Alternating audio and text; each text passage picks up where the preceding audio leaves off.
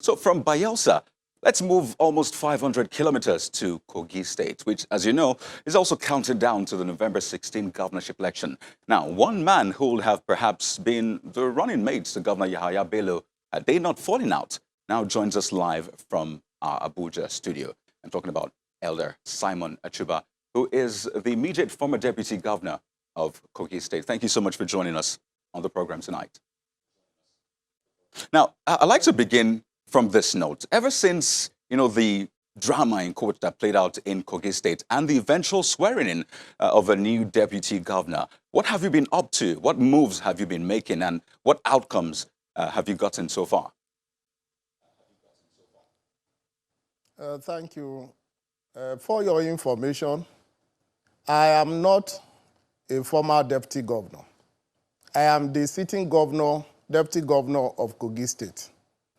I have not been removed, and such illegality cannot be stopped by media houses when the law regarding such processes are very clear. Right. Elder Achuba, when you refer to the law, I mean, you and I saw the visuals coming in from Kogi State, and you have, of course, seen them. As I said, you saw the chief judge of the state, administering the oath of office to Mr. Edward Onoja. So, I mean, we're not the ones saying this. This is the chief judge, doing the same thing he did to you. So, I mean, aren't you putting us in a difficult position now? No, I'm not putting you in a difficult position. The chief judge actions can be illegal. He is not a saint, and the actions of the chief judge can be tested in the court, whether it is legal or not. So we'll just allow the courts to settle that. And from the briefings I've had, the briefings I have from my lawyer, the chief judge was the one who set up the panel that investigated me. And the panel exonerated me on all issues raised against me. And it was very clear that I was not guilty of any of the offenses. So on what ground will another person be sworn in, whereas the actions were supposed to stop at that point? That is why I am saying that it is not possible to refer to me as a former deputy governor. It's wrong. Right. I want to believe that issue is in court, so we'll allow the courts to decide on that. But, back to the previous question, what moves have you been making? Would like to know, what have you been up to and what outcomes have you been getting ever since what played out in Kogi State? Well, as you are all aware, the Nigerian Bar Association, all prominent Nigerians, have condemned this act.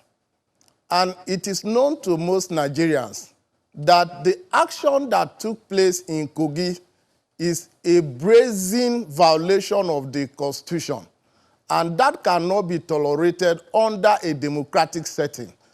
And the actions that took place in Kogi has gotten a deep cut on the democracy of Nigeria. It is a setback. And allowing such to continue would definitely bring democracy in Nigeria to a very low ebb.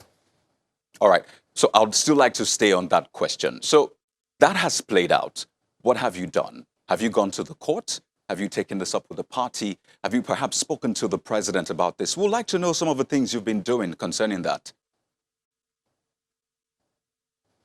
Even before now, as I spoke to you on the channels before now, before these issues came to limelight or came to the press, I took my time internally to ensure that these issues were resolved within the party. And I wrote to the president 2 times. I wrote also to the vice president. I wrote to the secretary to the federation. I wrote to the national chairman of the party. I met them personally, except the president. And in all that happened, there's no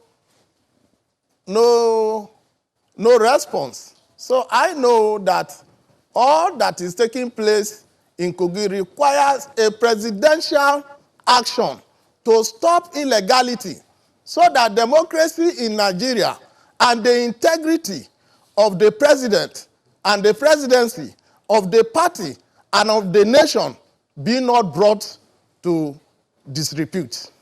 Right. So one other issue you raised was about your salaries and allowances. As the last time we spoke, you had one response, but I'd like to get an update on that. You have said you're being owed salaries and allowances for months now. Have they been paid? And what are you hearing about that? I'm in court, I'm in the industrial court, and by November 4th, we are going to the court. All right. So let's take a look at the coming elections in Kogi State. You have seen some of the issues that have played out. I'd like to So put I it to have you. not been paid. Oh, all right. All right. We'll get confirmation from the state government in a moment. But let's look ahead. November 16th governorship election. The big question now is, do you think Governor Yahaya Bello has enough support of the people of Kogi State to win another term in this coming election from where you sit? He doesn't have the support. You can have the support when you perform credibly. But when your performance is abysmal and is low, and the people are at an edge, it is not possible for that person to be voted back. And under a free and fair election, I can tell you that he cannot get 25 or 30% of the total vote of the people of Kogi State. It's not possible. So do you think this would have changed, in your opinion, if you were his running mate for this coming election? I told you earlier that on this platform, that except he do an undertaking in writing that is going to be of good conduct and he was not going to behave the way he has done previously, I will not accept to be his running mate, because I have a career in politics, I have a name to protect, I have my integrity at stake, and I do not want a situation where an individual who is not performing well will carry gun, carry cutlasses, train people, and get to the field to rig the election. I will not go that way. I believe that coming back for second term should be based on performance. All right. We would like to thank you so much, Elder Simon Achuba, for sharing your thoughts with us. Of course, we would like you to keep us updated on your next moves and whatever comes out of it. But thank you so much for sharing your thoughts with us on the program tonight. So we'll be getting the response of the state government after the break, as well, we know that the issues have played out, but we need to also balance this and ensure that we get both sides of the story. Stay with us.